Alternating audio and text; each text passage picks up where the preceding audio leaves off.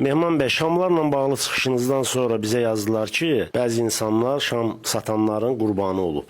Bu barədə təkrar nə deyə bilərsiniz? Mən sizə açıq deyim ki, bəzi maşinliklər bugünkü gündə şam vasitəsilə Allahdan ruzu gələcəyi ilə bağlı vədlər verir və şamlar satırlar. Baxırıq ki, bəzi o 3 manatlığı 28-də şam satanların 99%, 3 manata, 2 manata satılan şamları 200-300 manata satırlar və insanları aldadırlar. Halbuki bu şamlar sabundan hazırlanır. İsrail şamıdır, İsraildən gəlir. Halbuki bugünkü gündə İsraildən Azərbaycana şam gəlmir. İkinci növbədə bu şamlar yolunuzu bağlaya bilər.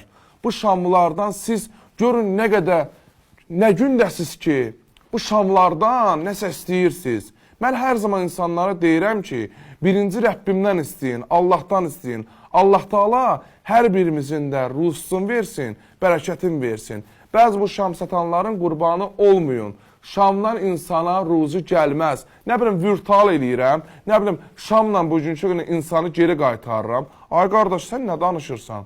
Şamla əgər bugünkü gündə siz şam satanlar 5 manatlıqlar, əgər şam satıb, demirsiniz ki, şamdan ruzu gəlir, demirsiniz ki, bağlayırsınız. Hələ mənim ağzımı bağlayın, bugünkü gündə sizin barəvizdə danışmayayım. Danışmayayım ki, siz maşinliksiniz, şam satıb insanları alladırsınız. Bugünkü gündə adamlar var ki, mənim yanıma gəlir, deyir ki, Mehman bəy, bu şəxs məni bu qədər məndən pul aldı, şam vasitəsilə məni allatdı. Onun üçün də inanmayın.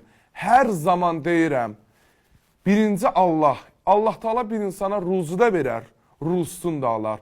Bugünkü gündə insanlar var ki, evladından Allah Taala imtihana çəkdirir.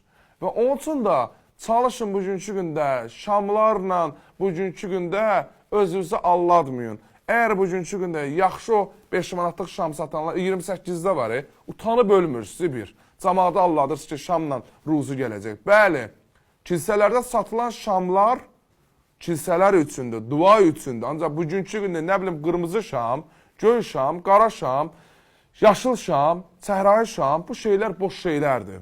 Mənim deməyim odur ki, aldanmasaz daha yaxşı olar. Çünki şamdan ruzu gəlsəydi, birinci and ola Allaha özüm cəmaatı satardım. Əgər mən bugünkü gündə bu şamları satmıramsa, mən nəsə bilməsəm, bu şamları satmaram. İnsanın birinci növbədə yolun bağlayan bir şamlardır.